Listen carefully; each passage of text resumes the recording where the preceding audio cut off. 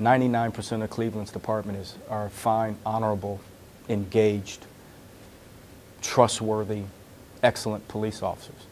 But you have to change, the paradigm has to change, I think, in cities that are going through issues like this. They have got to understand that the community is screaming for change.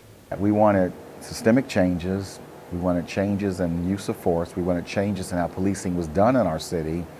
But at the end of it, we also wanted better police-community relations.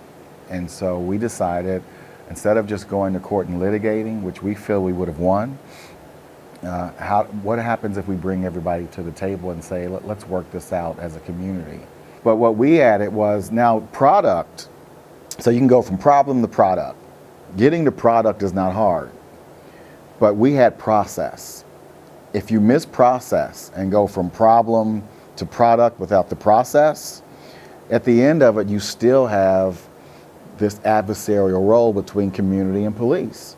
So in the middle of product or problem and product, we had process, which brought 3,500 citizens in Cincinnati to the table to say, what do you think would make a better police force in Cincinnati? How would you like to see policing in Cincinnati? How do you think this could be fixed? So that process is what brought us together as a community. DOJ came in, but we didn't let DOJ, they weren't in charge. We were in charge. So if DOJ comes in, again, and jumps over process and just gets to product, it leaves the community out. There was no part of this that the community didn't feel like they weren't a part of. It was ugly. I mean, I watched our attorneys almost come to blows. Okay, it took a while for there to be trust. I think there was just some mutual interest. It was important for all of us to get it done. And I don't think anybody left the table feeling like they got taken. The FOP's attorney, Don Harden, was just very necessary at the table.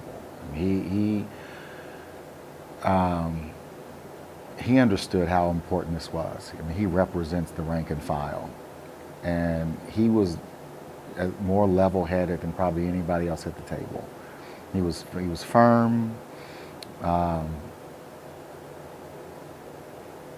I think he didn't have the highs and lows of everybody else at the table.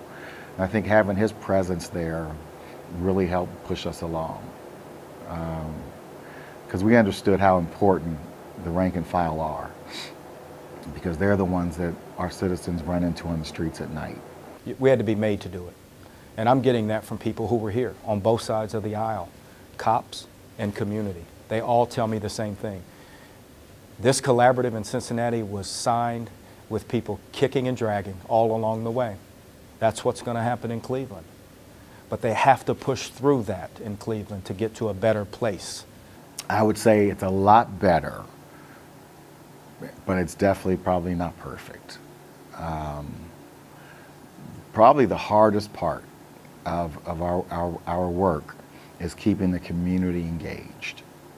The community part of it, that process part that I talk so much about, nobody gets paid to do that part. Holding the cops accountable is easy. They're paid. You know, they have a hierarchy. They have a discipline matrix. There's a lot. It's easy to make sure that the cops keep their end of the bargain. It's a little harder to make sure the community stays engaged. If Cleveland or anybody else misses process and just goes from problem to product, then you're going to really miss the real fruit that can come out of this. So I think if they willingly sit down with the community and the stakeholders who are going to craft whatever document they come up with in your great city, that they do it collectively, that they do it with, you know, a spirit of togetherness, so that they really make a document like we have here that's a working, breathing, livable document that is respected on both sides.